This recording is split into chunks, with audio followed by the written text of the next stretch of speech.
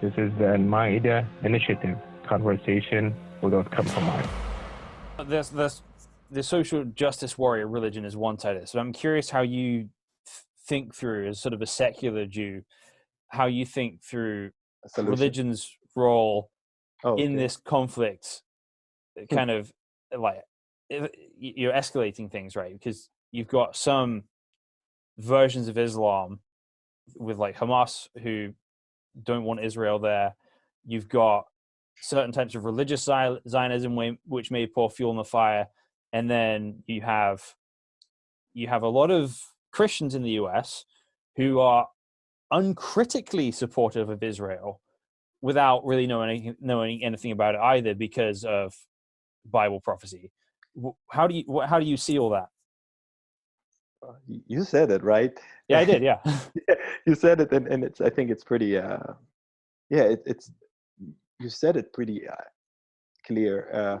I think that in general, religion has obviously a very big role in the identity of both people. Now, the collective Palestinian people and the Jewish people, but in terms of conflict, I feel like it's more of a disturbance than anything else.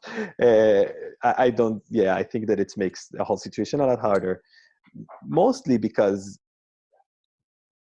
many religious people tend to give a sort of a religious solution, like you kind of said. It's either this or that, right? If God gave me this land, it's mine. If God, like, it's kind of like, I don't see a very good solution coming up from religious arguments here. Either it belongs to the Muslim because God decided that the Jews don't deserve it anymore, or it deserves to the Jews because God gave it to the Jews and the Muslims are false prophets. Like it's not gonna go anywhere, right?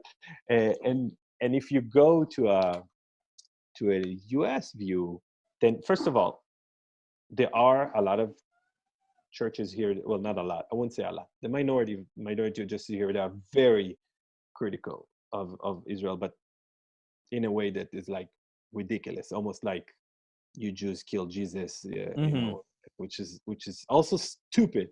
Luckily for me, it's a minority, but the rest of them, like that you say that are blindly supportive of Israel, this, for me, it makes my job sometimes a little harder.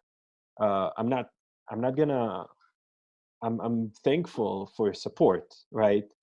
But it's very hard for me to explain, when people make arguments that for me are invalid, and also for the people that I'm trying to talk to are invalid. So I think that most of the people that you need to convince in this situation, or the people that have hope to solve the situation, are not going to follow religious arguments. Not because they're not religious, just because they are more pragmatic to a situation. So for me, many times it's hard. Again,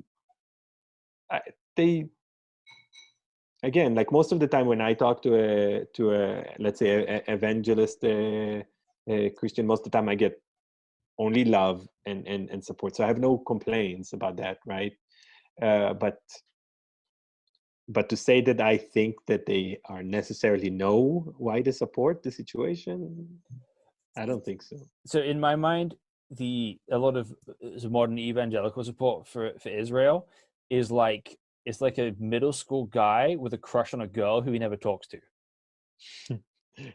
So it's like, explain yourself. Okay, so it's kind of like that.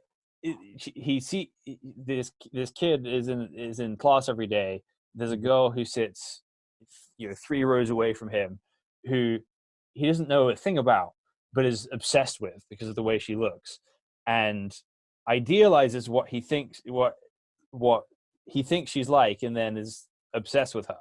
Now, if they actually talk to each other and were friends, then some of that might be true, some of it would not be true, and you'd actually have to deal with the person. But the girl couldn't really have a relationship with this guy because it's all about this ideal he's built of her. Mm-hmm. Right. No, it's very important not to generalize here too much, because at least as part of Stand With Us, I also met with a lot of evangelical people that are very knowledgeable of the situation. They have a very good grasp of what's going on, and they have opinions that are probably biased because of what they grew up with, but we all are at some point.